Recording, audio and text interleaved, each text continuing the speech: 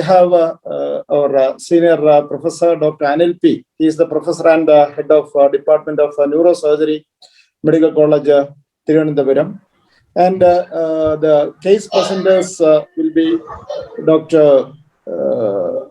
Hiran Kumar B. Sadafia. He is the senior resident from, again, Department of Neurology, Alappuzha Medical College. This discussion will be supported by Dr. Bai Fau and Dr. Lemin, the neurosurgery residents from Trivandrum Medical College Neurosurgery Department. So initially, Dr. Hiran will be presenting the case. Both the faculties, Dr. Shaji and Dr. Anil P, can intervene anytime and start discussing. Now it is your turn for both Dr. Shaji, and I invite Dr. Shaji and Dr. Anil to start the proceedings. And after the introduction, Dr. Hiran can share his slides. Thank you all. Dr. Anil, okay. Thank you, sir. I mean, it's a wonderful thing to start a teaching program like this, because we usually had our neurosurgical teaching program icons, which Balakrishnan used to arrange in Kotte for the last 3 or 4 years. But this time we could not do that. So this will be a blessing in disguise for those people, for the students who could not attend these icons. And moreover, what I believe is actually the neurosurgeons should know when not to operate more than when they should operate. That's the most important thing, because they can land in trouble when they are operating on a case which they should not be operating. So I think this will probably teach them how to get a good liaison with the neurologist at hand and learn things that when you should be cautious on operating. Audio, video. Okay, I hand over the mic to Shaji to say a few words.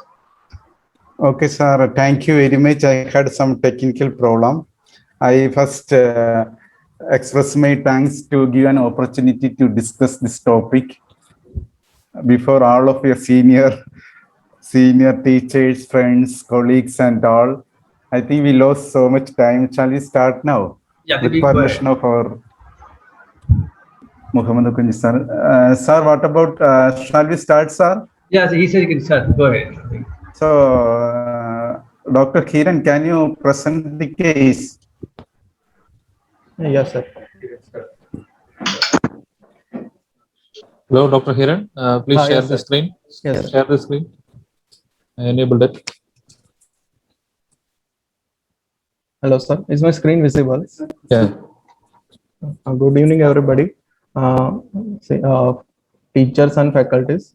I am presenting today a case of. Can go to full screen, no? Yes, Hiran, before sharing, if you have videos, just optimize the videos for Zoom. Have you done that? Do you have videos? Sir, one video was there of Gate that I deleted. Before sharing, you please optimize it because on the left of that sharing screen, there will be two icons. One is for sharing the sound, and second one for the sharing the optimizing. Sir, that video is removed because of this size issue. I have removed that video. Okay, then no problem. Shall I start, sir? Yes, you can start. Good evening, everybody. I am presenting a case of 35-year-old Titan male, typist by profession at Shabrimala from Mulakura. He is right-handed. Presented to us with reduced sensation of whole right upper limb for 1 year, a reduced sensation in the front and back of whole trunk for last 6 months, reduced sensation of the upper limb for 4 months, weakness of the right limb for 4 months, weakness of right upper limb for 3 months, and weakness of left upper limb for 1 month, and weakness of left lower limb for 3 weeks. So the history of presenting complaint where he was relatively well before December 2019. His complaint started as insidious onset, slowly progressive reduced sensation in the right hand while driving a scooter. This progressed to involve the entire right upper limb in the circumferential pattern, and same sensory symptoms progressed over next 6 months and involved the front and back of the chest and extended from the collar level to the hip region. The same sensory symptom progress over next 2 months to involve the entire left upper limb in circumferential manner. 8 months later, he developed painless buckling of the right knee and used to fall down. He also noticed weakness of the right lower limb, distal more than proximal, in the form of difficulty in inserting right foot into chappals, difficulty in gripping chappals, and had slippage of chappal, which he recognized immediately. He also noticed stiffness of the right lower limb and frequent tripping. 1 month after the onset of right lower limb weakness, he noticed weakness of the right upper limb, distal more than proximal, in the form of difficulty in gripping the glass of water, opening tap, making food bolus, buttoning and unbuttoning of shirt, and writing. There was also history of proximal weakness in the form of difficulty in taking object placed overhead and combing hair. 1 month later, he developed weakness of the left upper limb, distal more than proximal. Since last 3 weeks, he developed weakness of the left lower limb, distal more than proximal. And now he also developed difficulty in turning bed, rolling over, and getting up from the supine position since last 4 days. This was the presenting complaint of this patient. You can present also the negative history also present, then discuss and we'll. Okay, sir. No history of bowel bladder symptoms, no history of twitching of the muscle or thinning of the limbs, no symptoms suggestive of neck muscle weakness, cranial nerve symptoms, neck pain or radicular pain, or symptoms suggestive of Lhermitte symptoms, no local symptoms or swelling in the spine, no history suggestive of incoordination of upper limb or lower limb or slurring of speech, no history of painless burn involving hand or inability to feel cold and warmth, no systemic symptoms, no symptoms suggestive of malignancy, no history of recent fall, trauma, or injury to neck. This was the negative history for this one. So who is going to discuss the case? Srihari is discussing. Huh? Hello. Hello.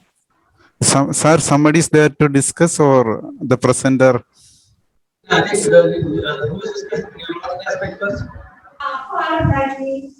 I think Shaji. Okay. Hello, sir. Shaji, can you hear? Yes, yes. That will proceed as an exam. So this man, he has to summarize and finalize. Sir, what I want to know, the presenter himself has to discuss or somebody is there volunteered to discuss the case. I think it is better to present or discuss, analyze the symptom and discuss it. And So, we will intervene after. Okay. Thank you, sir. So, any case, this is a long case. As in the examination, first we'll go for the symptom analysis.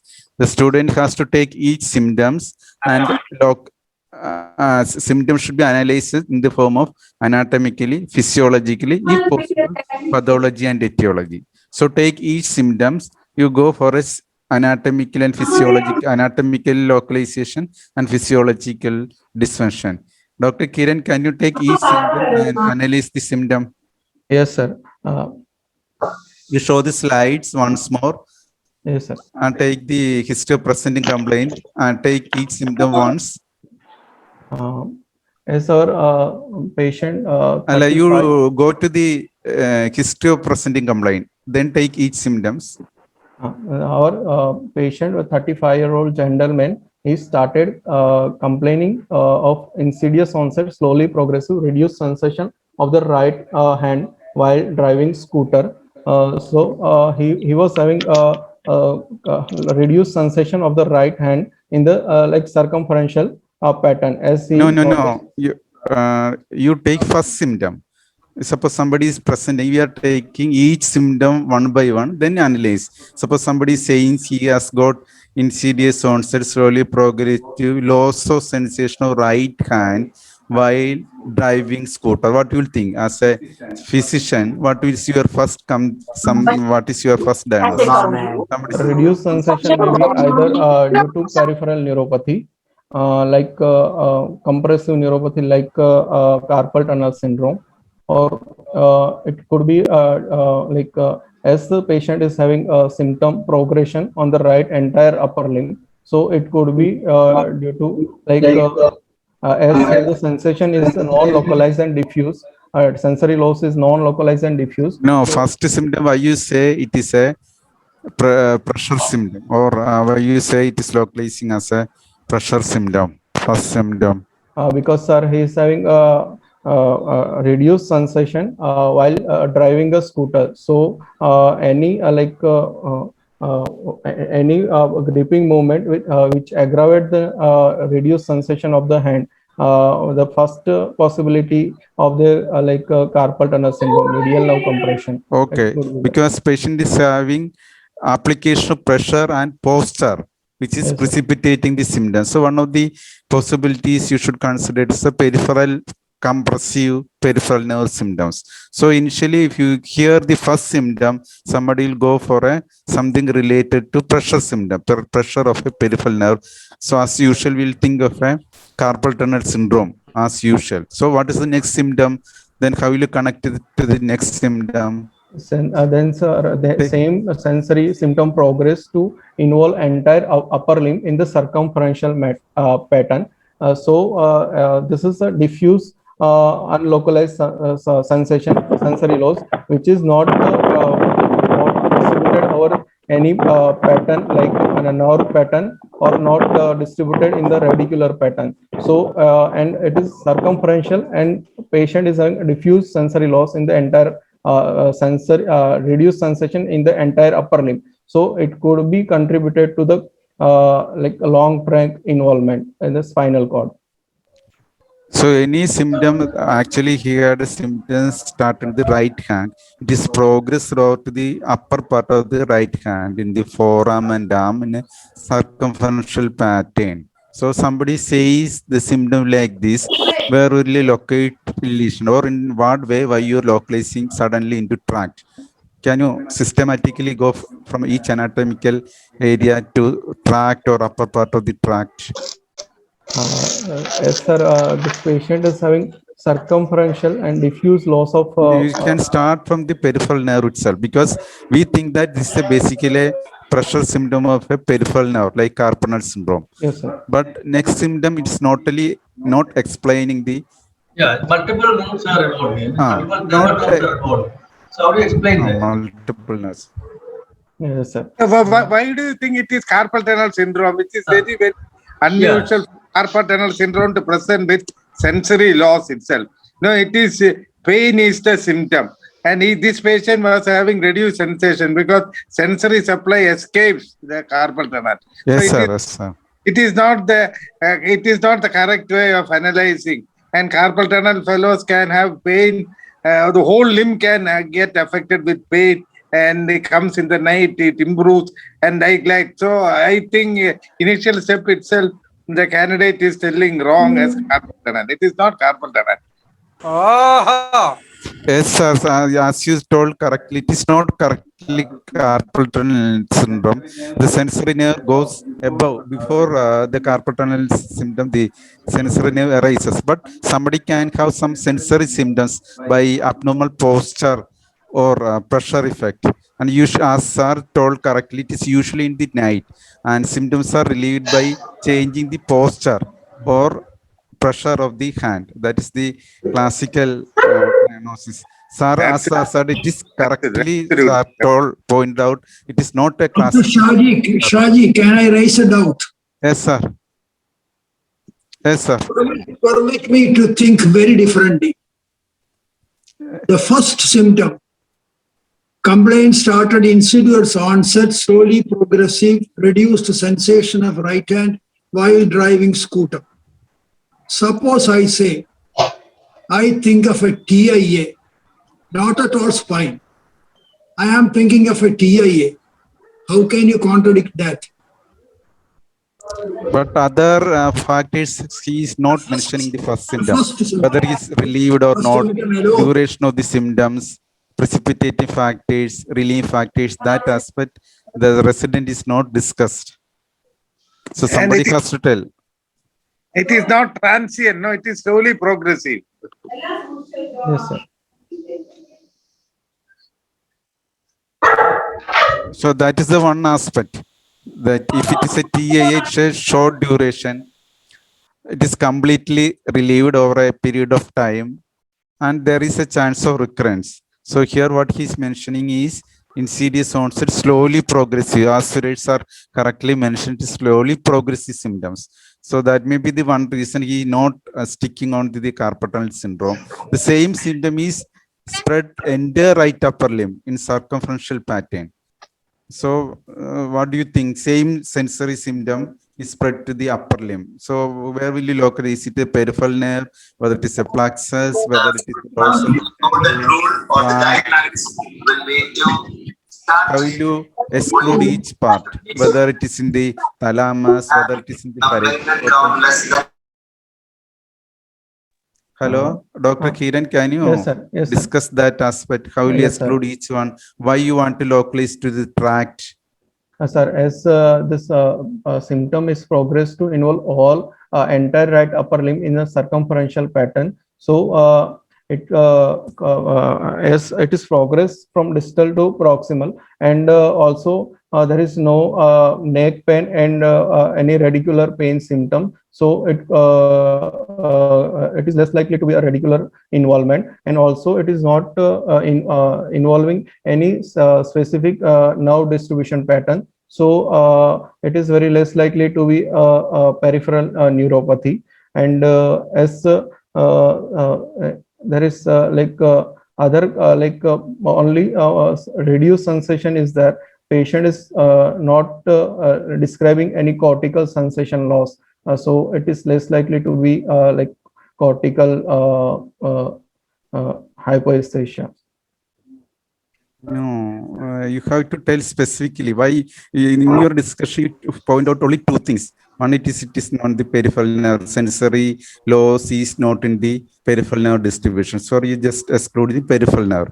Then after peripheral nerve, where is next things you can localize? You can go for a ganglia level, dorsal root ganglia, where the classical presentation is in the form of sensory ataxia, where the patient will have all loss of sensory symptoms like the pinothalamic sensations, so also posterior colon sensation, where the classical presentation is dominant in the ataxic sensory ataxia, that is also in the upper part of the trunk or starting in the upper limb. Then only come to the tract. The classical sensory syndrome tract is, as you said, it is deep-seated, diffuse in a circumferential pattern. But then another site you are already discussed regarding the root.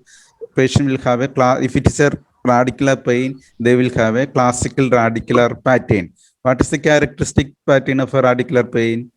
Here, it is an acute, brief, and lancinating pain in a dermatomal pattern. That is a classical of a root pain. Yes, so we come to the tract. After tract also there are lot of site. Thalamus. In thalamus, suppose somebody patient is having some thalamic involvement, they will have a chiropedal pattern of sensory loss, where most of the time, if the physician is not aware of such symptoms, they will localize the site into as you told site. They will miss the thalamus. They can have some sensory symptoms in the region of the mouth, so also in the upper limb, or podal pattern alone, isolated sensory loss in the upper limb or lower limb. So this pattern is also there. Sometimes it mimic like a radicular pattern, pseudo radicular pattern. So that has, you are not discussing that aspect. Then again, we'll go to the upper level.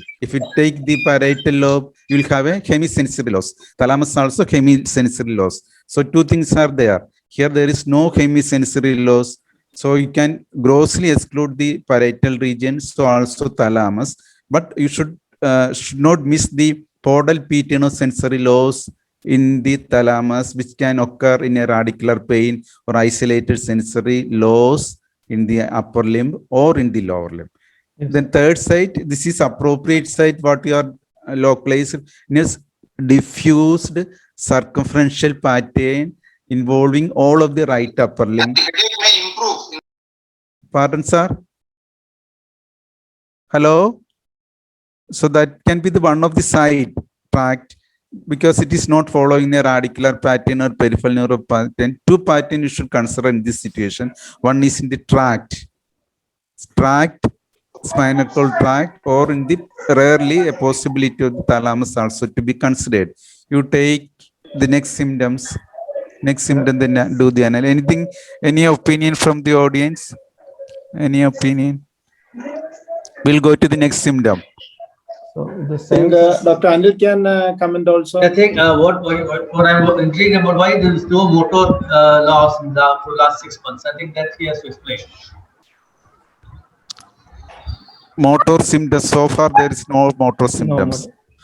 Hiran, So you can answer. when is motor symptom is started, Dr. Hiran? Sir, motor symptom is started after like 4 months of starting the sensory symptom. So before the presentation, patient was having motor symptoms started. First, the sensory symptom started 1 year back at the presentation, and after 4 months of sensory symptom, patient was having started as motor symptom. Okay, what he telling that there is a 4 months gap between the onset of the sensory symptom and motor symptom.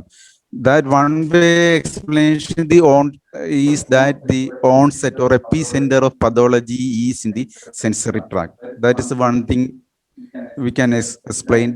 That is not reached in the motor part, or the cortical spinal tract is not involved. Here, the spinothalamic tract, if we are putting the lesion in the tract, we can say that spinothalamic tract is the epicenter of the lesion, which is not involved the cortical spinal tract. That is the one explanation. Why take 4 months gap? That we most of the time we cannot explain why so much gap is happened. Or that So I don't know. can you exclude a compressive pathology here, because with so much of duration, the motor is not very involved. Such a gap is there. So at this stage, it's very difficult to say whether it is a compressive or non-compressive. What we can scientifically, what we can say, the pathology is involving or dysfunction is started at the sensory tract, which is confined to sensory tract alone. So far, it is not reached the motor staphylocorticospinal tract. It is not reached, or it is not producing any dysfunction. Always the pathology may not be reached. The primary pathology can produce a dysfunction also. So that basically indicate the pathology is in the tract level, sensory tract. Next symptom. Next symptom. Next symptom is same sensory symptom progress over the next 6 months and involve the front and back of the chest and extended from collar level to hip region. So how will you explain that symptom? Sir, the same sensory symptom progressing over next 6 months, like this symptoms is progressing and involve the front and back of the chest and extended from collar to hip region. That is suggestive of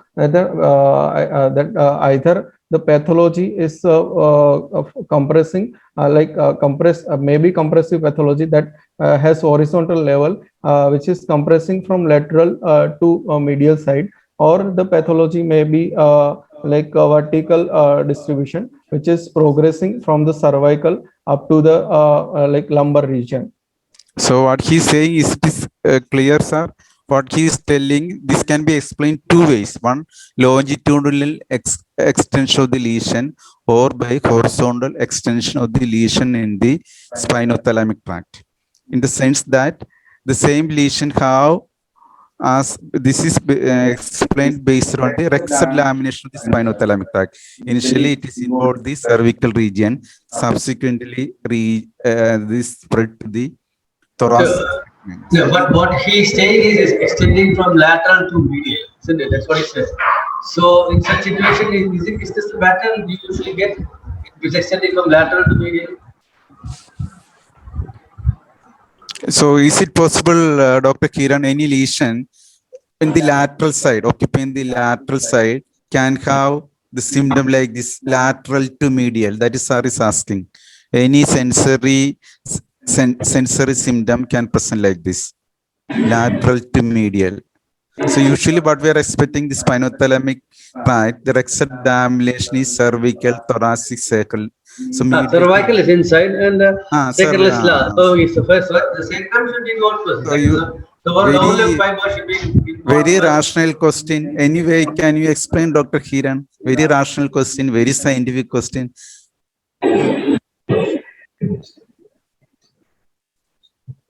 This can be explained by this way, sir, because the vibration sense when coming into the cervical region, it will deviate. So if you take the posterior colon sensation is positional sense, vibration sense, and fine touch. They will come together up to cervical region. What is happening is that our classical teaching is not explaining this way what I am going to tell. If you go to check the De Jong, in the cervical region there is dissociation of fibers. The vibration sense will deviate towards right, form a separate tract. This is known as spinocervical tract. It will go to the medullary region and reach the separate nucleus, unless nucleus of cuneatus and gracilis, which is reaching from the directly from position sense and joint sense. There's a separate nucleus, cuneatus and gracilis. Like that, for vibration sense, there's a separate nucleus. So it has got a separate pathway, separate nucleus. From there, it will cross in the medullary level from a medial lemniscus. Suppose some lesion set in the lateral part. This vibratory sensation can press and they can present like some sensory disturbances. Patient can present like some sensory disturbance. That's the only scientific way we can explain. Otherwise, you say the reverse order, some lesion in the medial part, as Sir told, which is medial to lateral, compressing the lesion, intramedullary lesion, medial to lateral, then can present like a cervical and thoracic level. If you put the lesion or insult in the lateral part, this is the way you can explain. Okay. Then what is the next symptom happened? Sir, next symptom, same sensory symptom progress over the next 2 months to involve the entire left upper limb in the circumferential manner. Maybe possibly this lesion may be encroaching to the opposite side or compressing the cord from one side to other side, and compressing under the bony part of the other side of the spine. So how will you explain this pattern of sensory loss? This is a peculiar pattern of sensory loss. Initially in the right upper limb, then trunk, same symptom is spreading out to the left upper limb. This is a particular pattern of sensory loss. Yeah, if you pattern in neurology, most of the time we will go behind the pattern of sensory loss, pattern of motor weakness. This will give a clue to the anatomical localization, pathological localization, and etiology. So can you say what is the pattern of weakness? Now we got a pattern, right upper limb, trunk, then left upper limb. What is the pattern of sensory loss here? Suspended distribution of sensory loss. What do you mean by suspended sensory distribution loss? Of sensory loss means, sir, in sensory loss pattern, there is upper level, there is one level, and down there is one level. Why there is upper part one level, lower part one level? Why it is unlike transverse myelitis or hemisection of spinal cord? There also you get sensory loss, but it's not suspended. Why in this suspended sensory loss you will get a level, upper level and lower level? Because preferential involvement of the fiber in level above and below the level of the spinal cord. So let me ask you, why is right upper limb and left upper limb is affected, but his lower limbs are not affected? Same question in other ways. Sir is asking why it is in a suspended manner. Upper limb, right and left upper limb and trunk is involved. Why the lower limb is spared? Same question he is asking some other form. So can you explain little more clearly, Dr. Hiran? Why the suspended sensory loss have a level, upper level and lower limb, or sparing the lower limb? That is Sir is asking. Sir, fiber for upper limb are crossing at a higher level than fiber for lower limb. That could be one explanation. That is for motor part. That is for motor cortical pyramidal tract. The fibers is going dorsally and laterally of lower limb. That is for motor. This is regarding the sensory aspect. Why there is a level or same thing? Because the explanation for suspended sensory loss is that the insult is always localized to the crossing fibers. If you take the spinothalamic tract crossing, that group of fibers which is crossing, there the insult is happening. If lesion is there, you can see a group of fibers of the spinothalamic tract is insulted or having dysfunction. So you get a 3 or 4 or 5 group of dermatome, there is sensory loss, above which it is normal, below which is normal. Or in other ways, suspended sensory loss shows that it is a focal lesion. In focal lesion, what is happening? Crossing spinothalamic tract in one side or opposite side is affected. So that group of fibers alone is affected. The fibers, spinothalamic fibers above, spinothalamic below is intact. Its function is intact, unless in a transverse myelitis, hemisectional sensory cord, where there is a complete loss of dysfunction. And whatever, even though the lower part below the lesion, the intact fibers there, it is not carried up. Here, what is happening?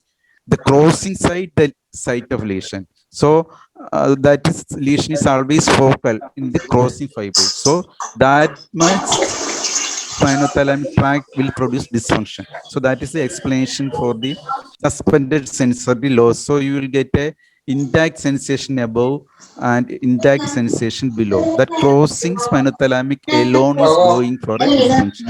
That is why the lower part is paired. That is the scientific explanation, sir. I think I am clear. Are you clear why the lower part is?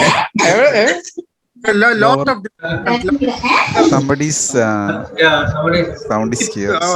lot of disturbance. Absolutely, you have explained it so well. So it is not the tract which is involved. It is not the spinothalamic tract. It is the crossing fibers which is coming through the spinothalamic system. So tract is still intact. It is just the crossing fibers at the anterior commissure level which is involved. Tract is not involved. Once tract is involved, you get contralateral sensory loss below that level. So absolutely, he has explained so well. It is just the crossing ING fibers of the spinothalamic system, not the crossed one. It is not crossed. Crossed means you are in the tract. Absolutely Yes, correct. sir, yes, sir, yes. So well. Okay. Okay. We'll go to the next symptom. So by this sensory symptom, what we can localize it is focal lesion involving the crossing fibers. Okay, next symptoms, Dr. Hiran. Sir, next, after he developed painless buckling of the right knee and used to fall down, he also noticed right lower limb distal more than proximal in the form of difficulty inserting right foot into chappal and difficulty in gripping the chappal, and had slippage of chappal recognized immediately. So that suggests that there is weakness of the lower. Painless buckling suggests that the weakness in buckling is not due to localized cause, but it is due to weakness of the extensor of the knee. So One thing I want to interfere you. What do you mean by why you specifically say painless buckling of right knee? Because, sir, if buckling is painful, then it could be due to localized cause like cruciate ligament tear in the knee.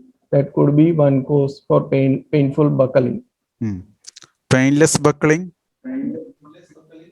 Painless buckling, it could be due to weakness anterior thigh, extensor of the knee. Okay, what does it indicate? Is UMN lesion or that's right. LMN lesion? How do you expect proximal weakness? Either it can be due to either UMN lesion or LMN lesion. As in our, there is weakness is more distal than proximal, and also difficulty in inserting foot in that's okay, but how do you explain more than proximal. So Sorry, asking some question. Can you hear Dr. Kiran and answer this question? How do you expect the L? This is probably L3 weakness. That's what you're talking about. Buckling is because of weakness of L3 dermatome, or the muscle supplying by L3 Can you explain, Dr. Hiran? Sir is asking. Yes, sir. Sir, as our patient is having like distal then proximal weakness more associated That with, is okay. so That it shows could some be due to, motor weakness in a pyramidal pattern. Sir is asking why there is a corticeps weakness or L3 level weakness. How will you explain the buckling with UMN disease? That is his question.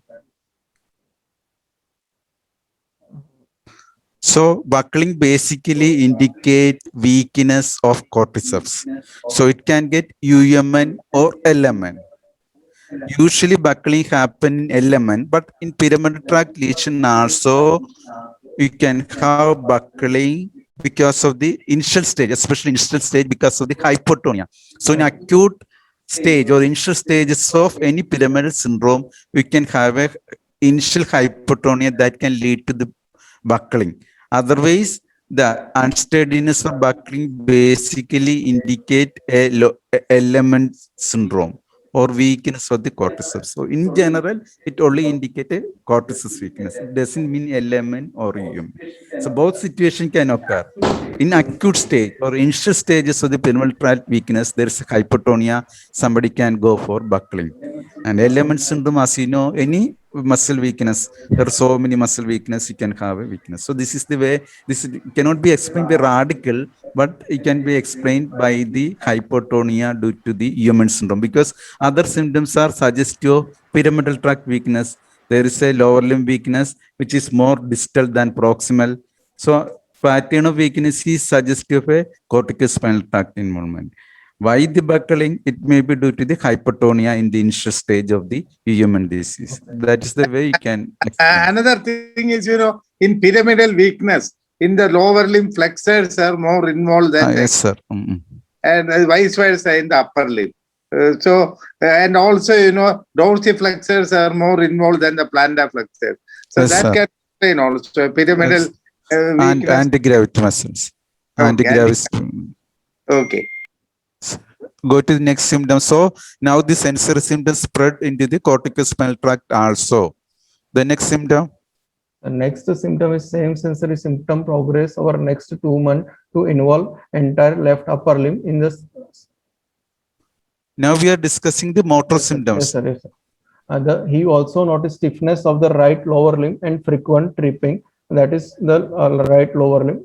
He noticed stiffness and frequent tripping. That is suggestive of upper motor neuron involvement. And 1 month after the onset of right lower limb weakness, he noticed weakness of the right upper limb, that is distal more than proximal, in the form of difficulty in gripping the glass of water, opening tap, making a food bolus, buttoning and unbuttoning of the shirt, and writing. So here also in upper limb, distal weakness is more than proximal weakness, which is more suggestive of pyramidal tract involvement. Okay.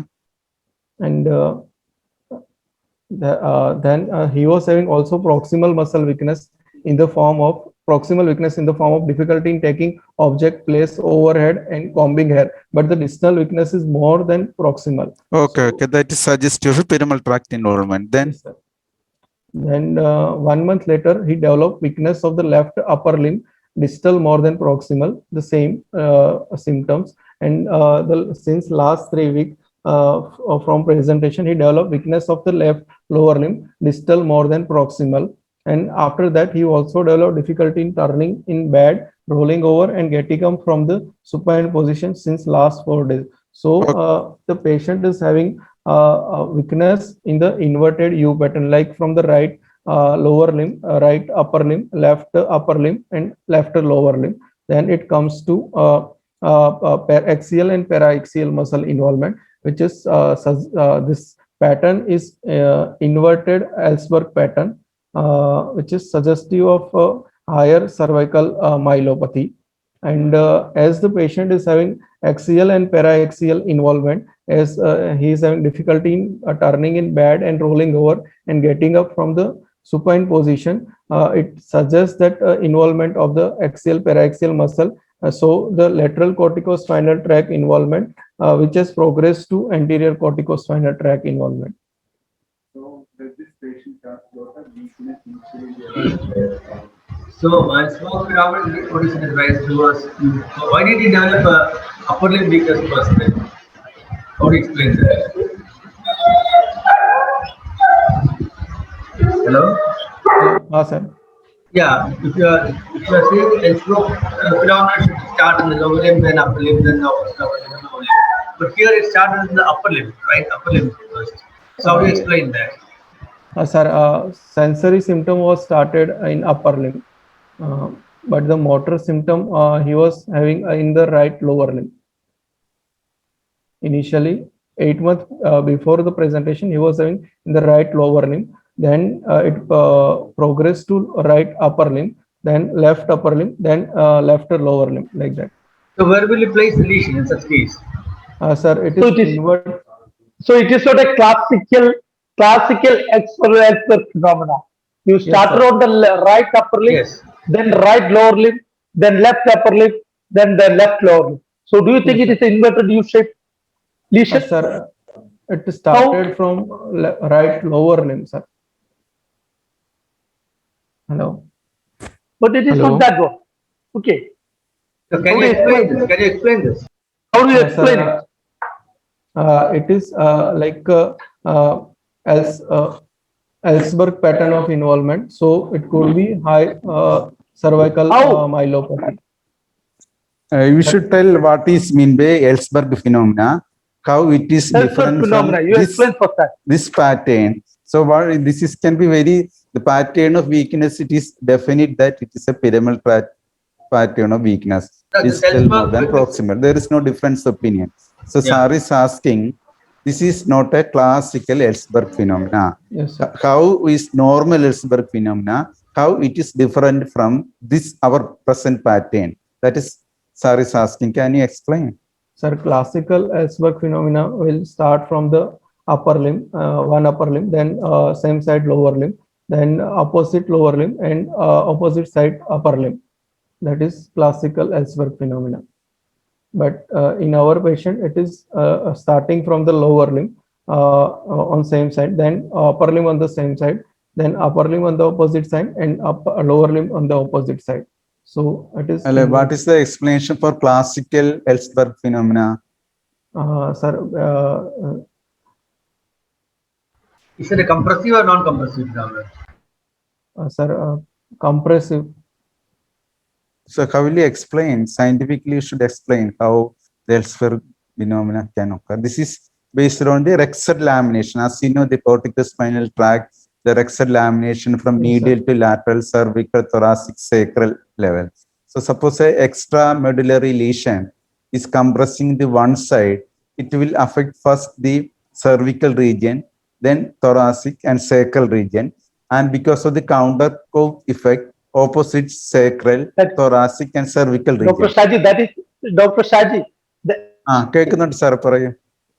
That is what I wanted. I expected from Kiran. This is what I expected from Kiran. Kiran, as a DM neurology student, you should tell this answer, right, sir? So that is a classically You should be able to explained. tell. That is classically explained. First, this is given explanation given by Ellsberg in 1913 for a foramen magnum tumor, foramen magnus syndrome. This is the classical explanation. Same way he explained so many Ellsberg phenomena, and he says that it can be a start at any limb.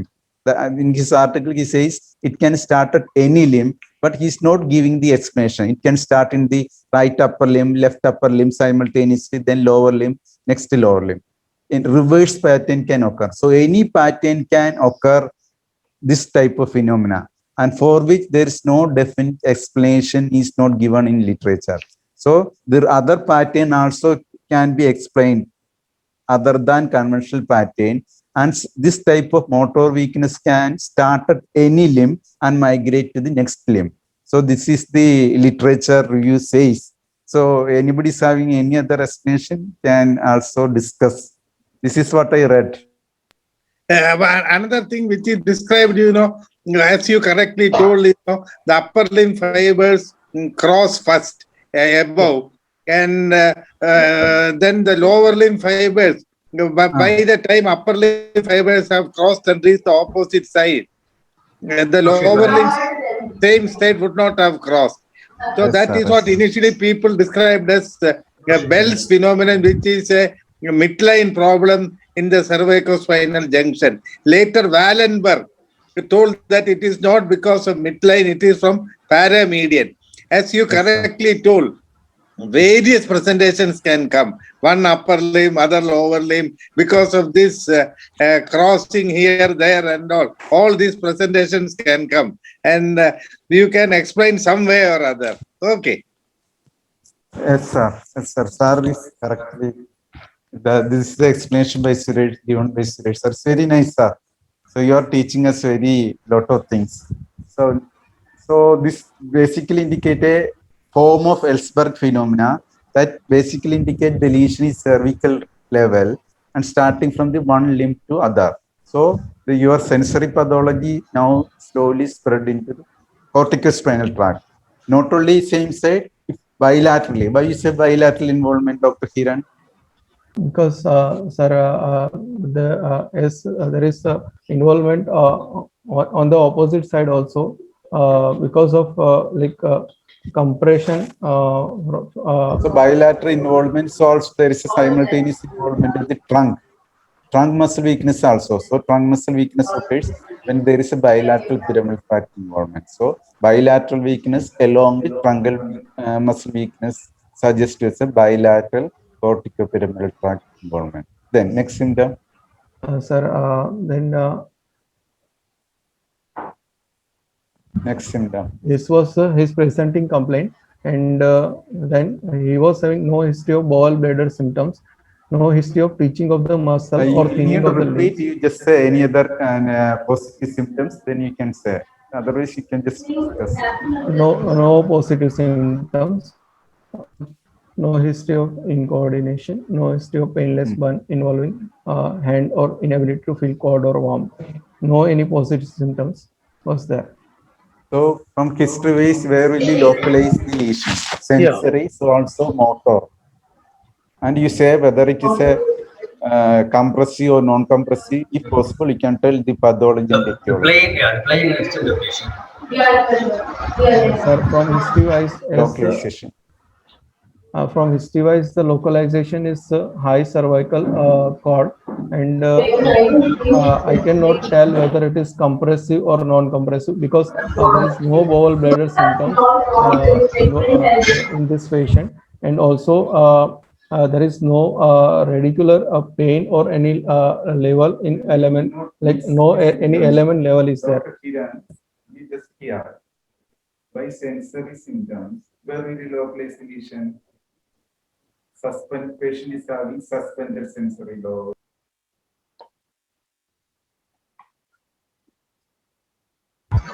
Why do you say it's high cervical? It started with right upper limb. Why should you say high cervical? Sir, because there is inverted Ellsberg pattern of weakness is there, so I'm thinking of high cervical myelopathy. Like that. If you You're thinking of? sensory symptoms. So it's a compression from left side or right side? Yeah, I think that One method takes for take the sensory limits basically suspended sensory loss. Suspended sensory loss means always in the high cervical level region and lateral to median. That suggests again it is in cervical region because dissociation of vibration between the moving sense, position sense, and vibration sense happen at cervical level. So most of it is from sensory. The vertical extension is from upper part, upper part is collarbone. Dr. Kiran, did you try to analyze the type of sensory loss here, whether it is pain or whether it is touch? Sir, it is a patient was telling that will come under sir examination. No, for history you can ask him whether he has got pain in the area or whether he has got loss of touch. Sir, he was saying reduced sensation over the that region. That means touch. Yes, sir. Touch. So touch, that means you are talking about dorsal column or spinothalamic column? Sir, spinothalamic column. Also two there. So Is it spinal dorsal column and lateral, the anterior corticospinal tract? How the touch is going? Anterior spinothalamic tract, which touch is going? Posterior column, which touch is going? That is sir is asking specifically. Can you tell answer? Sir, Posterior column, fine touch is fine going. touch. Anterior spinothalamic tract, crude touch is passing. Lateral spinothalamic tract, pain and temperature. Clear? Yes, sir. Okay. yeah, if you could have listened to this type of sensory impairment from history, see, you could have answered a lot of your issues. Yes, sir. And one more thing is it lateral to left to right, or is it anterior to posterior compression starting from that side, right side? Sir, it is posterior to anterior, like. Why do you say that? Because sir, there is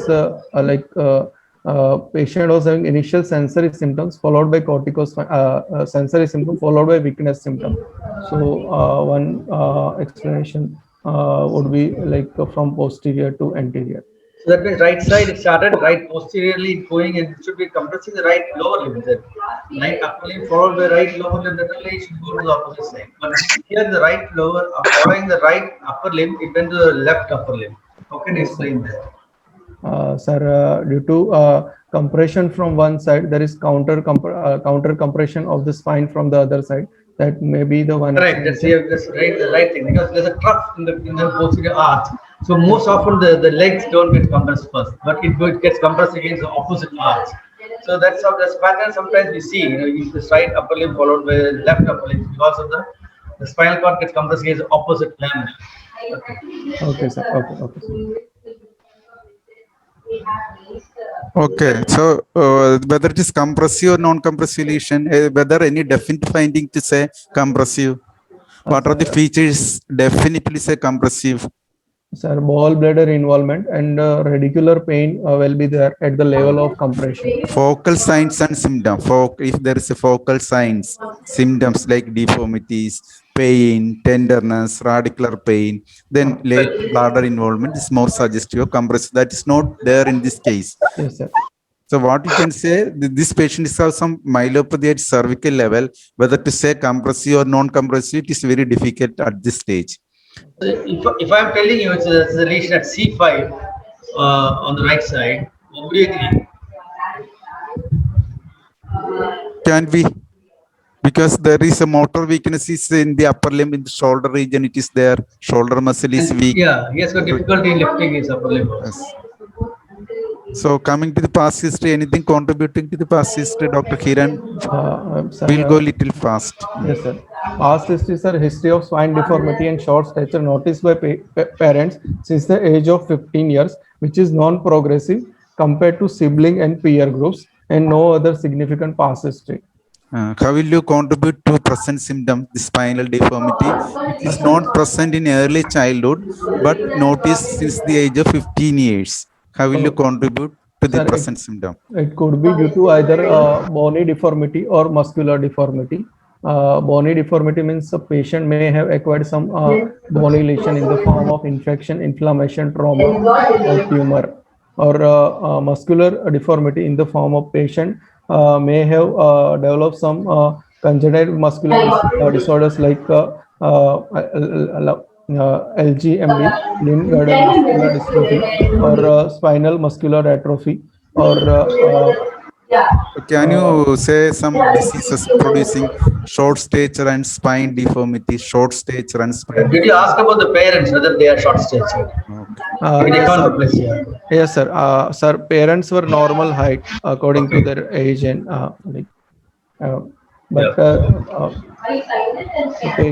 short stature and spinal deformity, sir, can be seen in Down syndrome, then Sylvie junction anomaly, then mucopolysaccharidosis, osteogenesis imperfecta, that all this can produce spinal deformities the neurofibromatosis can produce. Then another thing is muscle disease. Somebody is having some muscle disease, acquired muscle disease, because of the asymmetrical weakness of the muscle. Paraspinal muscle can produce again spinal deformities, which may not be there in the early childhood. Yes. You can they can present like muscle deformity later period, that like limb girdle syndrome, Duchenne muscular dystrophies.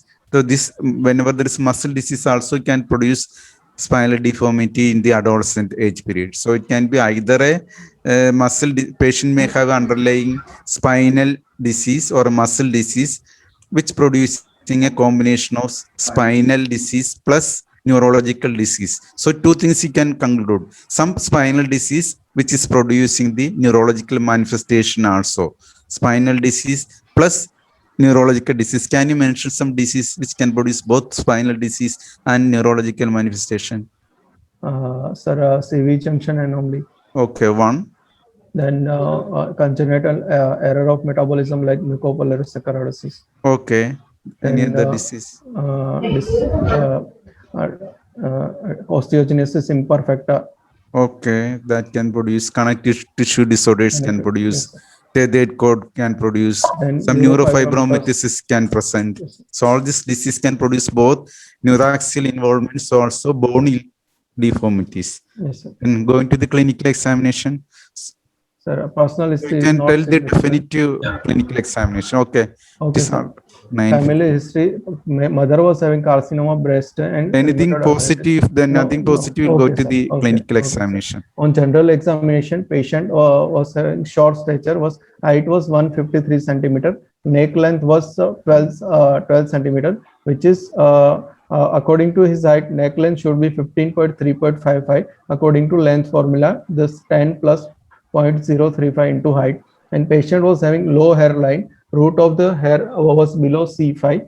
And positive findings were there was no special asymmetry, gross scoliosis at the thoracic level toward the left, thoracic kyphosis was present, and hyperpigmentation on the back was there, and no evidence of neurocutaneous marker. Pulse BP was normal, and no pallor icterus clubbing cyanosis, edema, or lymphadenopathy. So general examination, but okay. Any webbing? Webbing, neck webbing is there or not? Sir, neck webbing was not that, but there was short neck was there. Yeah. Okay. So from general examination, patient with short stature and short So neck. patient has got some features of CV junction anomaly. What are the Yes, features of CV junction anomaly? Can you mention definite Sir, features of? Definitive features are low hairline, short neck, facial asymmetry, Painful neck movements. painful When neck movement. these four things are there, you should suspect CV junction anomaly. And Okay. neurological examination, you can tell positive finding. Yes, sir. This is the photo showing the low hairline. This is the spinal deformity of the patient. On nervous system examination, positive findings on higher mental functions were normal, and MMSE was normal. No cranial nerve involvement was there. And on motor examination, bulk in both upper and lower limb was normal. Tone in both upper and lower limb were spastic bilaterally. Upper limb power in shoulder right side 4/5 and left side 4/5, except abduction, which was 3/5. Elbow 4+/5, wrist 4+/5 bilateral, and hand grip was 50% bilateral. Lower limb hip flexor extensor were 4-5 bilaterally. Adduction abduction were 4/5 bilaterally. Knee was 4/5 flexion extension. Knee ankle was dorsiflexion 4/5 bilaterally, and plantar flexion 5/5 bilaterally, and small muscle of the foot were weak. So on examination, there is distal weakness was more compared to the proximal weakness, except the plantar flexion, which was 4/5. Okay. And on reflexes, corneal conjunctival reflexes were normal. Superficial abdominal reflex were absent in all four quadrants. Premasteric reflex was normal bilaterally. Plantar reflex bilateral extensor, and deep tendon reflexes, trapezius and pectoral were elicitable, but biceps, supinator, and tricep were brisk. Knee was brisk bilaterally. Patellar, there was no clonus, but ankle clonus was present bilaterally. and release reflex were absent. Coordination was normal for both upper and lower limb. Cerebellar signs were absent bilaterally, and gait was fasting, that is scissoring type gait. On sensory system examination, the crude touch, pain, temperature was impaired from L1 to T2 level bilaterally, and impaired vibration was from toes up to the clavicle, and lower limb touch, pain, and temperature were preserved. All modality of sensations were preserved in both upper limb, except that patient was telling that he was having reduced sensation, and peripheral nerves were normal. So how will you here motor system examination, the cranial nerves examination, you told fundus is normal. What is the importance of examination of fundus in this case? Spinal deformity with neurological cervical deficit at neurological cervical level. What is the importance of fundus examination? Why you want to examine the fundus? You told that is normal. Yes, sir. Sir, in a case of CV junction anomaly, like Arnold-Chiari malformation, there may be increased intracranial tension. So hydrocephalus may be there. So there will be bilateral papilloedema. Okay. That is not there. Okay. How many cases of Chiari malformation you get papilloedema? It's very, very rare. No, don't touch that. And patients have a large head for the thing to suggest hydrocephalus also. No? Okay, sir. Okay. So my question is, now having seen the patient with short neck and you are attributing something to that, what are the cranial nerves you will check with great interest? Which are the cranial nerves you should check to see whether you get any additional findings to suggest a CV junction anomaly? You just casually mentioned just fundus you told, which is the least important thing. I would say answer to fundus is more a medical problem like multiple sclerosis or neuromyelitis optica or something like that, where you look for fundus findings. But other than that, this patient, you are not having any features of raised intracranial pressure or large head to suggest papilledema. But more important is, what are the cranial nerves you check with great detail? Can you tell that? Specifically, you should look. What are the specific cranial nerves you look for in upper cervical? Sir, cranial nerve 8. Start with I only. Start with what ophthalmologic finding you will examine in a patient with the craniovertebral junction anomaly? Hello, am I audible, sir? Yes, audible. Sir, cranial nerve 8 examination. You answer to the question. You answer. You look for nystagmus. That's what I asked. What ophthalmologic finding you will examine? What type of nystagmus you will get in when there is a CV junction anomaly? So vertical saccades. No. Downbeat nystagmus. So what are the cranial nerves you look for? Lower cranial nerves. Cranial okay. 8. Why 8? Sir, to look for this vestibulocochlear part of the to look for like nystagmus. No. So which is the nerve that goes to the occipital condyle? Okay. 1 minute, I give them. Dr. Kiran. Kiran. Dr. Kiran. Yes, sir. May I ask you one question? How can you otherwise justify your examination of the fundus in a case with scoliosis and there is a mark in the back of the trunk? Sir, neurofibromatosis and neurofibromatosis patient may have glioma of the optic nerve. Neurofibromatosis, what are the other ocular findings other than glioma? Sir, classically in type 1 neurofibromatosis and type 2 neurofibromatosis. Sir, yes. Optic nerve glioma. That's one. Then Leash nodule. What is in the iris? Leash nodule. yes, sir. Leash nodule. Then How do you identify this nodule or least nodule? Sir, hyperpigmentation. How Hyperpigmentation. do you identify your fundoscopy examination or torchlight examination? Sir, or any other on way? slit lamp examination. Okay, Hiren, I think you should look for 11, 12, and 15 specifically near the CV junction. Okay. which cranial nerve, which CV junction only you will get lower cranial palsy, Dr. Hiran? Which CV junction anomaly you will get? Which type of CV junction anomaly you will get lower cranial palsy involvement? Sir, Arnold-Chiari malformation. Because I think you are not read that, but basilar imagination. Basilar Yes, sir. imagination you Okay. get lower Yes, sir. cranial involvement. Okay, coming to the motor examination, there is nothing. Did you Sir, examine the Suresh fifth sir, nerve? Suresh sir. Have you mentioned about the fifth nerve? Fifth nerve examination? Somebody is Did you asking examine that. the fifth nerve? Fifth nerve. Which part of 15 will be affected?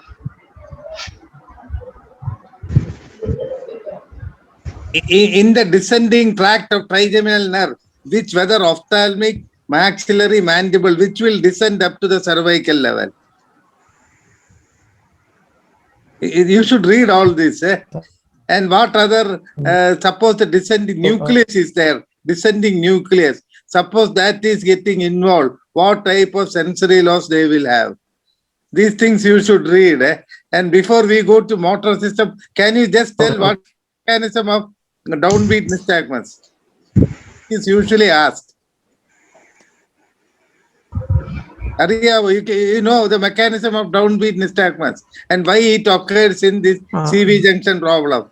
Suresh, just teach him because I think if he knows, he will immediately shoot. I will just tell you. So when you look straight, they say our gravity plays. You know, when you look straight, eyeballs have a tendency to go down. But how God has given us is, you know, there is something called the superior vestibular nucleus.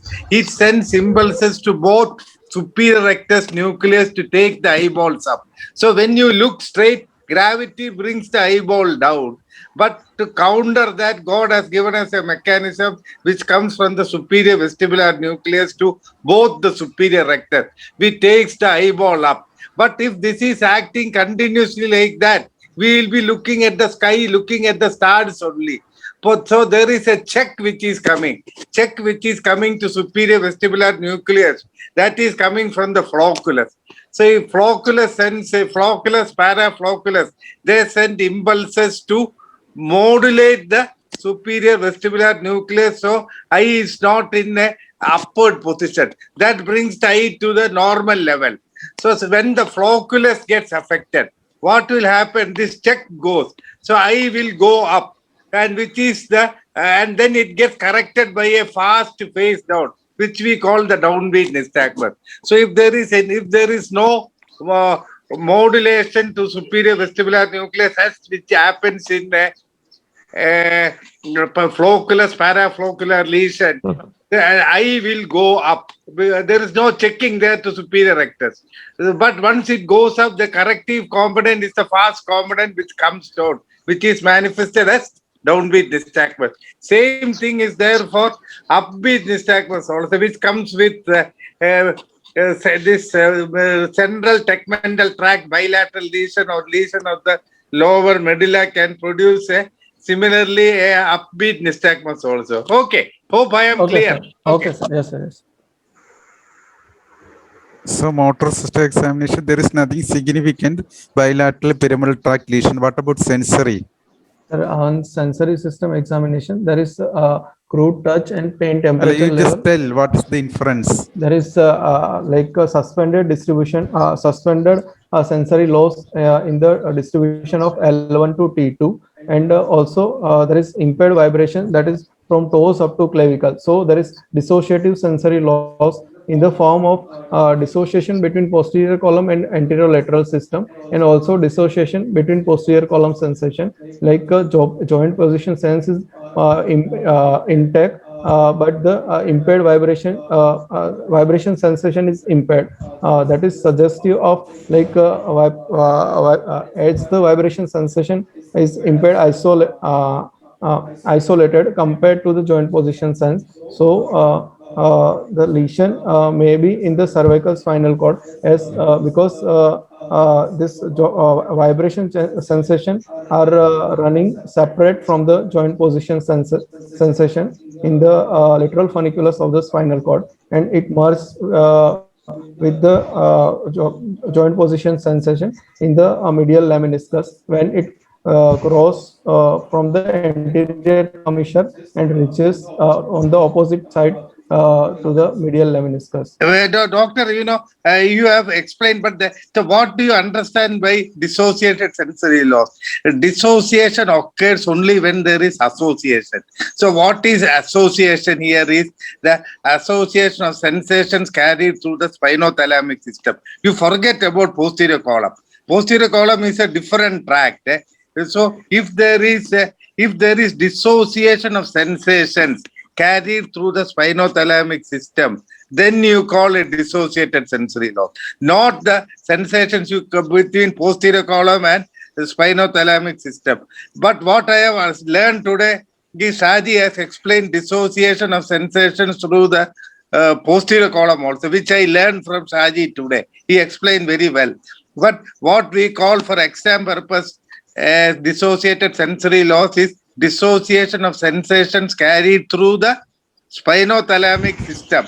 How it happens is the crossing fibers, the pain and touch, they don't cross at the same level like touch. So one will cross, some will rise up and cross, and always touch crosses much more anteriorly in the anterior commissure. So all these three will not get affected. Our ordinary touch, not the discriminatory touch. Discriminatory touch goes through posterior column. So Yes, whatever is coming through the spinothalamic crossing area, all the three things are not getting affected because touch goes more and crosses more anteriorly than pain and temperature, and also some rise up and cross. So that is the mechanism. It is dissociation of sensations carried through the spinothalamic system, crossing fibers there. Not the sensations. You should not tell posterior column is involved, is intact, and posterior column is involved, something like that. You should not mention. Okay. Okay, sir. Okay, sir. Okay. Okay. Okay. So one thing is just I want to tell sir, sometimes what is happening is that the posterior column sensation will be lost and the spinothalamic tract will be intact. This is described as a reverse. That is not called as dissociated. This is known as a reverse dissociated sensory loss. Maybe it is a dissociation because you are implicating something inside the cord with dissociated sensory loss. That means it is involving the crossing fibers of the spinothalamic system. I agree with you, Shaji. Okay. Okay, thank you. Then there is no other finding. Dr. Kiran, any other finding? No, sir. No other finding. So after clinical examination, localization, compressive or non-compressive? And, sir? What is the I diagnosis? think we can cut short the presentations. People. Okay. Continue, no problem. But I think be brief. Clinical diagnosis. Clinical diagnosis most probably myelopathy at cervical region. We are not sure whether it is compressive or non-compressive. Go to the investigation. You just tell the investigation. Before that, I think Anil, Suresh, I think the clinical discussion you have to do a little more, isn't it? Because before going to localization. Okay. Then because time is so much, that's no. Okay. Then you tell detail clinical localization, Dr. Kiran. How will you localize based on the motor symptom? After your examination, you should localize the lesion and you should say whether compressive or non-compressive. What is probable pathology, probable etiology, all these things you discuss. Okay, sir. Sir, from a clinical examination, after clinical examination, you need not repeat it. Just bring your findings and localize. As the patient is having motor as the patient is having inverted Ellsworth pattern of weakness and the sensory in the motor inverted Ellsworth pattern, so it could be high cervical myelopathy.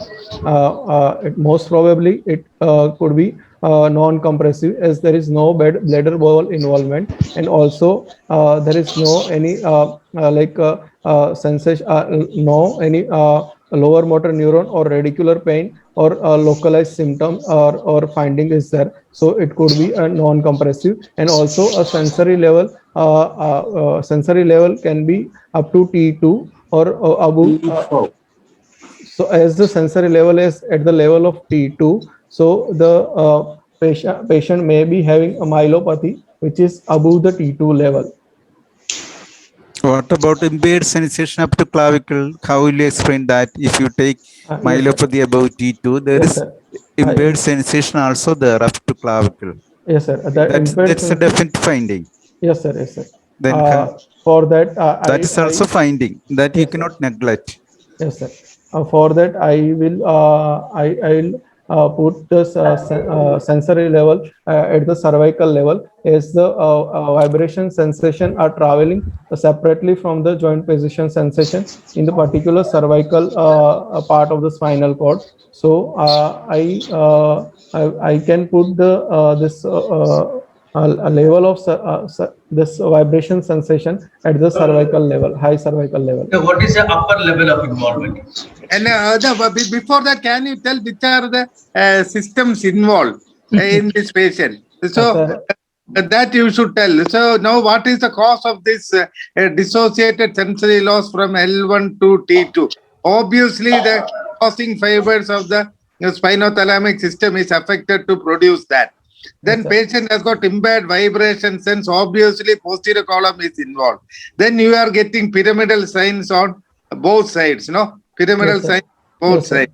Now these are the systems in posterior column is involved. Crossing fibers of the spinothalamic system is involved, and bilateral pyramidal tracts are involved. Understand? Now you tell what is it? What is the upper level and what extent it's involved? Sir, upper level is high cervical. I would like to put at the CV junction as the inverted Ellsworth pattern of involvement is there, and also the impaired vibration sensation is there apart from the joint position sensation. So it could be high cervical, most likely to be CV junction level, and as there is a system involved like spinothalamic, cross fiber, and corticospinal tract is involved. So the lesion, so the posterolateral funiculus of the spinal cord is involved most probably in this patient. Left side or right side? Sir, it is bilateral because patient is having symptoms and signs bilaterally. So is it compressive or non-compressive? Sir, most probably it is non-compressive because there is no involvement of the bowel bladder, and also there is no pattern. The involvement of pattern of tracts involved is mostly in favor of, I think, is compressive. Yes, sir. Yes, sir. So we have Dr. Vaibhav and Lemon. There's a neurosurgery. So I think discuss. Okay. Dr. Vaibhav, can you hear me? Hello, Dr. Vaibhav. Dr. Lemon. Yes, sir. They are scared to talk probably. So what so you are attributing the pathology to CV junction, and because Anil has told that such a inverted this U or proper U will come only in the when there is compressive lesion, and this short neck, low hairline, and this dissociated sensory loss. Okay, can you suggest something? Kiran.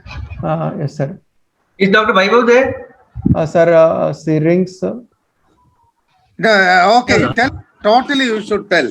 But say you have seen the patient has got so much soft tissue, this short neck, low hairline, kyphosis, everything you have told. So you should know why kyphosis has come, why short neck is there.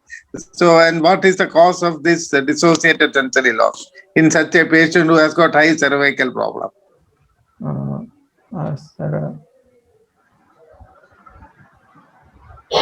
compressive lesions are most probably bony anomaly compressing, like atlantoaxial dislocation compressing odontoid process compressing the spinal cord. So you should read more about that, doctor. No, dominant sensory syndrome is dissociate sensory loss. So where will you get dissociate sensory loss? Sir, in syrinx. Syrinx or... So which is that condition which is there in the... Yeah, by the way, why not answering? Hello, sir. Yeah. Oh, you're muted. Oh, which is that condition junction which can be associated with acromegalia? Sir, Arnold-Chiari malformation. Okay, you should tell that the patient has a bony anomaly as evidenced by short neck and low hairline. But because of this associated suspended sensory loss, I am also suspecting a soft tissue anomaly because patient has posterior column can get affected because, the heavily myelinated tracts in the spinal cord are pyramidal tract and posterior column. If both are getting involved, if both pyramidal tract and posterior column are getting involved, you can virtually tell it is a compressive lesion. If pyramidal tract is affected and posterior column is relatively spared, then you should doubt your diagnosis of compressive lesion. Okay. Understand? So this patient, has got this evidence to suggest something inside the cord. But more what we ask in the exam is, you have above C5 myelopathy. So what are the features to suggest above C5 and above foramen magnum? You have any clinical features that so this could be a lesion? If this patient is not having the short neck and other things, you can suspect a lesion above foramen magnum also. So what are the clinical features which tell that the lesion is above foramen magnum to C5, and what clinical features to suggest the lesion is above foramen magnum? These things we ask for examination. You understand what I have asked? Yes, sir. Yes, sir. You are telling C5 myelopathy. So how will you I agree. A patient who has got C5 myelopathy will have all the features. Those patients can also have syrinx. Understand? Yes, any compressive lesion can produce syrinx inside. So how will you diagnose a patient who has got above C5 myelopathy but below foramen magnum? And also a patient who has no CV junction anomaly but has got similar finding, lesion is above foramen magnum. You understand my question? Yes, sir. Yes, sir. So what are the things you look for? Sir, lower cranial nerve involvement. I agree that you told lower cranial nerve. Apart from that, what will you check? You say you said in your examination. Sir, Bibo answer or Lemon answer? Yeah, Bibo can't. Hello, yes, sir. Yeah, audible, sir? Yeah, you're audible now. You answer. Sir, so, we can look for pain and temperature involvement in the first week to check for spinal weakness or trigeminal involvement. No, apart from that, to involve to show that the lesion. That we have told you. In the absence of downbeat nystagmus, in the absence of onion peel loss, in the absence of ophthalmic division sensory loss, all these are not there. In the absence of hypoglossal involvement or other lower cranial nerve involvement, the lesion could still be above foramen magnum, or it will be between C5 and foramen magnum. So what are the clinical features you check and tell, oh, this is below foramen magnum, but it is above C5. Like that, oh, this patient lesion, because of this finding, I am telling it is above foramen magnum. This you should find out and let me know. Horner syndrome. Horner syndrome inside the cord. Inside the cord. We are now wanting to know how it is above foramen magnum. Above foramen magnum or below. Reflex.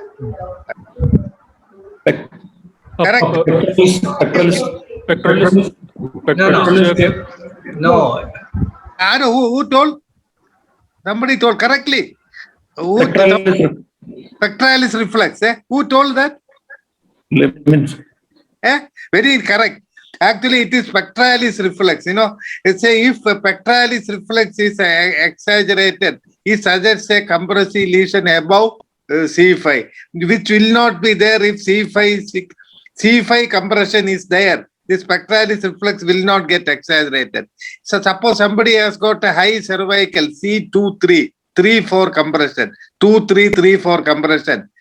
In the absence of C5-6 other problem, they will have exaggerated pectoralis reflex. It's absolutely correct. Very good answer. Now, it is one of the findings. And how about above foramen magnum? What reflex? What reflex? Correct. George. Absolutely. George.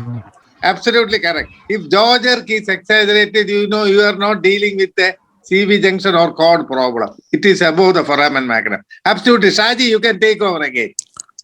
Okay, sir. Okay, Vaibhav. So now, how will you investigate this patient? Investigation. Sir, I would go for MRI, brain and cervical spine with wall spine screening. So, this Okay, what is MRI. brain shows, what is CV junction shows, what is spinal cord shows?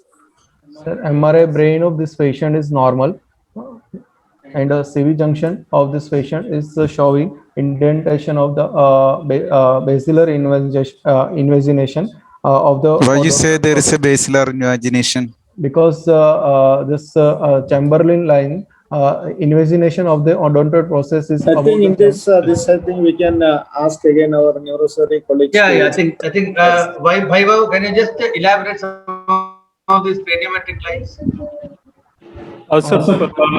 Three most important craniometric lines over here would be the first with the Macrae's line from the bastion to opistheon, in which the tip of the dens should not be any part above that line. See, Vaibhav, you have the two devices on there, so you switch off one. Echo there. Yes, that is echo. Yeah. Okay. Yes, sir. Is the echo better, sir? Yeah, it's better. Now it is clear. Yeah. Okay. So one of the line which is demonstrated here is the Chamberlain line, which is from the posterior part of the hard palate up to the opistheon. Yeah. If the tip of the dens is more than 3 mm above this line, that signifies basilar invagination. Okay. Then the other line would be Macrae's line, which is from the bastion up to the opistheon. No part of the tip of the dens should be above this line. Then another is McGregor's line, which is from posterior part of the hard palate up to the most caudal part of the occiput. Yeah. And then other would be the Vacuum-Clival line, which is from the base of the clivus going up to the spinal canal. That is almost tangential to the odontoid, and no part of the odontoid should be crossing that line. Okay. Now, can you just read this MRI? Just show the MRI. I think you see the MRI the whole. In this MRI, sir, the tip of the dens is clearly above the Macrae's line. Okay. And which is actually the most accurate for determining the basilar invagination. Okay. Also, the line which has been drawn is the Chamberlain's line, which is almost 1 centimeter. The tip of the dens is by the scale beside it almost is 1 centimeter above the. So, what do you call this condition? Pardon, sir? What do you call this condition? Basilar invagination, sir. Okay, right. So are you happy with this? Would you like to see other images or other modalities of investigations? Apart from this, I'd like to have a CT scan, sir. Why do you want a CT scan? Dynamic CT scan. A dynamic CT scan to look for any atlantoaxial instability. Will you explain that like this? Basilar invagination can be either associated with atlantoaxial instability or may not be with it. In this, sir, since this tip of the odontoid has crossed all the 3 lines,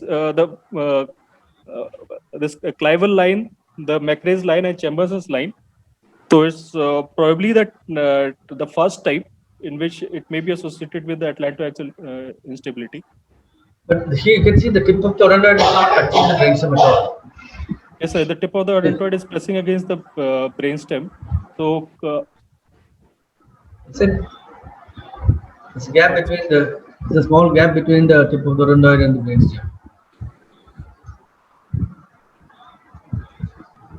See, Vaibhav, there is a question. How do you define a low hairline? So that somebody is asking. sorry, sir. Criteria for low hairline. Kiran, Below C5 level, below C5 vertebral level. root of the hair. Root of hair is should Yes, be. sir. Below the C5.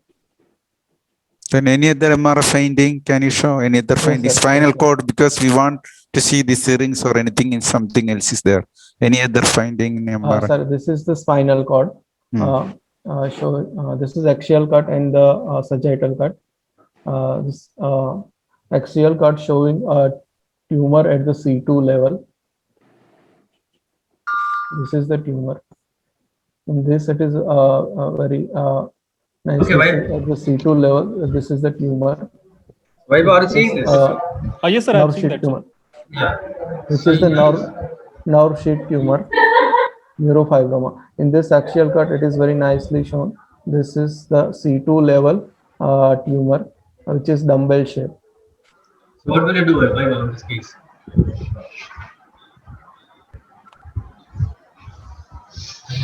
Hello, Vaibhav? Hello. Yes, sir. Yeah. You this Sir, for this case, this decompression of the spinal cord and gross total resection of the tumor will be required. But before the spinal instrumentation planning, we need one angiogram for deciding any abnormal position of vertebral arteries there or not. Then That you could have, This that you could have mentioned at the time of CT. What is the indication of the CT CV junction? yes, sir. One indication for it is important that to rule out any abnormal position of vertebral artery before CVJ instrumentation. Okay, yeah. How are you going to excise this tumor? What is the approach? Sir, my approach will be posterior approach, in which I'll expose from occiput to C3, and then after hemilaminectomy of the C2 vertebra, then this tumor would be internally decompressed using a CUSA, and the rest of the tumor, the foraminal, extraforaminal part, will be drawn and brought into the field and removed gross totally. Okay, after removal, what will you do? After removal, sir, since there is associated baseline vagination, Yes. and if in case there is instability present, which would signify that the joints are not fused, we can plan for one distraction of this C1 C2 by using C1 C2 spacers and the C1 lateral mass and C2 pedicle screws, and then we can compress and distract so as to try to reduce the baseline vagination. If it is irreducible, then we may have to. You have to assess the instability first. Yes, sir. So we will have to assess instability first by dynamic imaging. Yeah, would you remove the tumor and then reassess, or would you say in the one city you will line and fix this? We can assess the instability beforehand, sir. How? Because the associated baseline vagination is already there. What is the upper extent of the lesion? Upper extent of the lesion is 4.4 millimeter above the Chamberlain line. It's in front of the medulla, no? Yes, sir. Can you explain the clinical findings with this MRI finding? Oh, that will be very difficult. That is the magic of neurology. So now we are coming to the surgical aspect. So what surgery you told? You will remove this tumor, you told? Sir, I would like to approach posteriorly. Posteriorly to remove this ventral part of the tumor sitting in front of the medulla.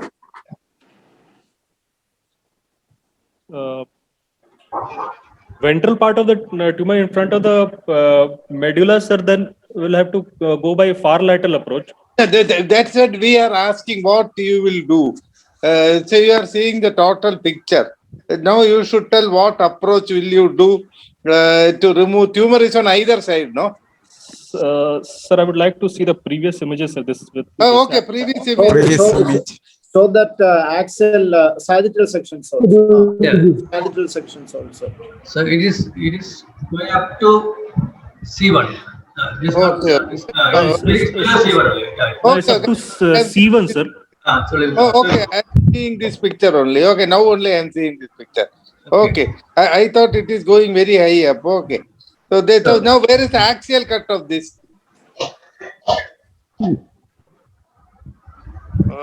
So it's on the right side only. Left side, mainly. The left side, sir. Left side only. No, it is left side. It is going out, no. Yeah. So and it is also coming in front also, no. Yes, sir. Yeah. Okay. Okay, I thought it was going very high up. Okay. Okay, fine. Okay, right. So now the thing is whether you would straight away in one sitting you stabilize, you will fix it, or you will wait, you assess instability and then you will come back and fix it. If the instability is there, patient would anyway require fixation cells. So, and with this hemilumpectomy and popular foraminotomy, also instability may further progress while trying to attempt the removal of tumor. So we can also intraoperatively check the relative mobility of the osseous elements compared to each other. How?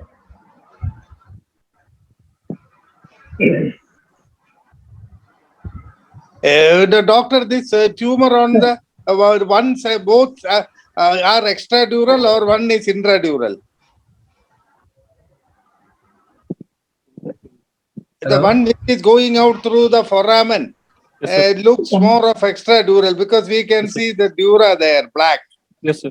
That is to the left. The other one looks intradural. Different color also, no? Yes, sir. Okay. Continue. Okay. It's a dumbbell-shaped tumor. So part of it is intradural, then foraminal, and then extraforaminal, extradural parts. No, which one you are telling is which tumor you are telling is intradural, because you know the dark thing you are seeing, that is the dura. So everything looks extradural on one side. You can see the cord there, harmless cord there. You can see the tumor in the foramen. You can see also the dark dura there. So yes, that looks on the left side totally extradural. The other one on the right side, I am a little confused because I don't know about the CSS space above. I am not sure. Other one, the left one is definitely totally extradural. Cord is intact only. Cord is pushed posteriorly, and those two components. Cord pushed more posteriorly by the right side Right tumor. side. But in the uppercuts, those two portions seem continuous, sir. Where? In the upper part, sir, at the level of the odontoid. at the level of odontoid, those two components seem continuous. Okay. Let me see. Okay. May I ask you one question? Yes, sir. Okay. Anil was asking what we will do for whether we fix it or not. How do you address the basilar indigestion at this time? Baseline vagination in this particular case, sir. Yeah. Baseline vagination, sir. If the atlantoaxial joints are not fused and we are able to distract it, we may attempt it completely posteriorly by DCR. Do you do anything in this particular case? Pardon, sir? Do you do anything in this particular case? Because there is a basilar invagination according to you in this case with the tumor. How do you manage? You are told that your tumor will, you do it, you excise it, but what do you do for the basilar invagination? For baseline invagination, sir, first we'll excise the tumor. For baseline invagination, we'll attempt to reduce that invagination by distracting it. this pattern. Will you fix it? Yes, C1, C2 fixation? yes, sir. C1, C2 fixation will be done. C1 lateral mass screws and C2 pedicle screws.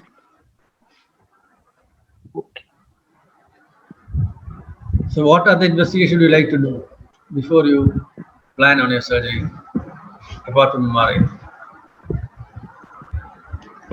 One is the CT scan, sir. Why do you want to see the scan? CT scan, sir, to look for the relationship with the this osseous elements in the sagittal and the coronal cuts. What are you looking for the CT scan? Pardon, sir? What are you looking for in the CT scan? In the CT scan, sir, in the first in the sagittal cut, we look for the crinometry indices, the McGregor's You line. have to see the pedicle, so you want to see the pediculus. Yes, sir. For your screw insertion. The diameter of the pedicle of C2. Then also any high riding vertebral artery is there or not. How do you bring the odontoid down? Odontoid can be brought down by distractions of C1, C2 by putting the spacers in between the C1, C2 facet joints and compressing the screws put into C1 and C2. What if we leave this patient alone without infusion? If we leave this alone without fusion because of the tumor, and while removing the tumor, we may require to do foraminectomy also. So after that foraminectomy, there might be instability of left sided facet joint. The C2 pedicle is probably eroded. C2 pedicle is also probably eroded. So you may not be able to put a screw there sometimes. So in that case, we may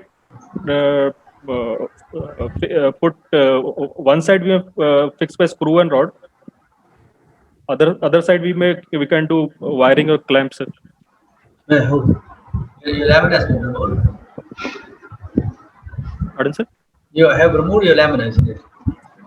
C1, C3 we can put clamp. So first of all, I think you have to assess the instability first. So because the odontoid is baseline wise going up, I think it's better to fix it. You bring down the odontoid and fix it, because otherwise you have to go most often you have to reassess again, and then you have to do a second surgery to fix it if it's needed.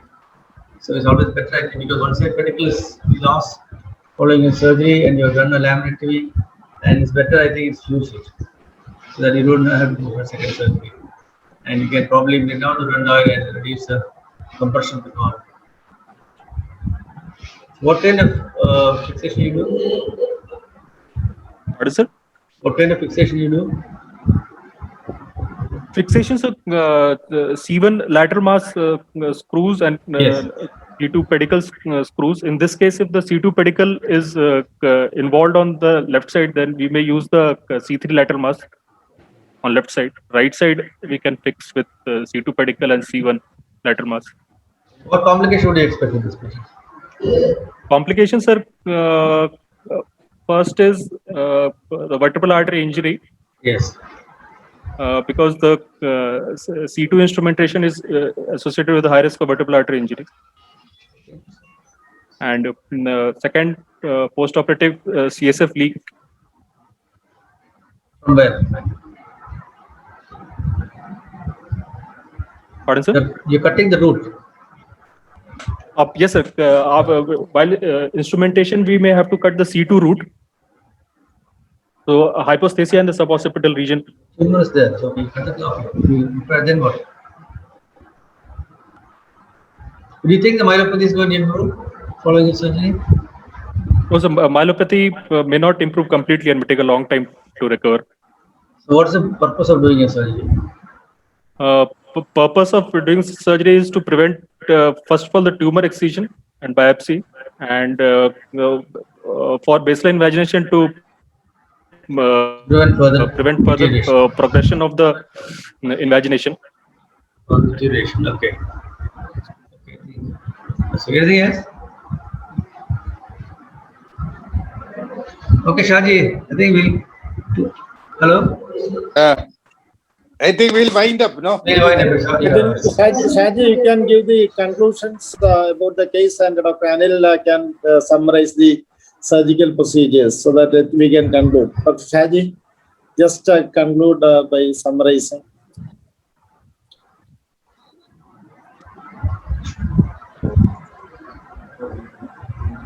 Unmute, please. Unmute, Shaji. You unmute. Shaji Can you പോയെന്ന് hear? ഇല്ല ഉണ്ട് സാറേ. So 38-year-old man who presented initially sensory symptoms right upper limb, which is progress in the suspended sensory loss, followed by he developed a Ellsberg type of variant of Ellsberg type of motor weakness, and clinically looked like a myelopathy in the cervical level. May not be definite about compressive or non-compressive, but imaging shows a features of CV junction anomaly plus a compressive lesion, probably neurofibroma at C1 level, C1 or C2 level. So Anil sir, regarding surgical aspect. The thing is, first anyway, we have to remove the tumor. We can do a posterolateral approach and remove the tumor with the foramen. And thing is, it looks like a fixed orondoid. Where the orondoid is fused to the clivus. In that case, there not be any instability. But still, once you remove the pedicle, and you have to do a second surgery if you are going to close the wound. So I think it's better to fix it, try to bring down the orondoid using a C1 lateral mass and C2 pedicle, and doing a DCR on one side. On the other side, you can't do a DCR because the pedicle, I don't think you'll be able to cannulate on that side. So maybe you have to use the C3 lateral mass also to fix from C1 to C3, so that the patient will have a fused the spine, that level. And once you decompress it, and the thing is, the myelopathy will persist, but still it will not progress following the surgery. So I think that will be the best option available. So what is your opinion, Sri sir? Oh, nothing. Very nice. Actually, I just want to congratulate all of you, and especially Shaji, you are great because I learned a lot from him today, and also Anil conducting such a beautiful case presentation, very difficult case. And I hope we are recording this, and we should put it on our archives in our Kairali thing, so that everybody can see it as and when they want. And again, congratulations to Mohammed Kunju for initiating such a wonderful teaching program. And thanks, and have a great weekend. And I request Dr. Raj to conclude the session by saying a word of thanks, and again,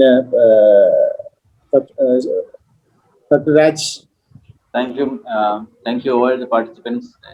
Thank you all the discussants, everybody. It was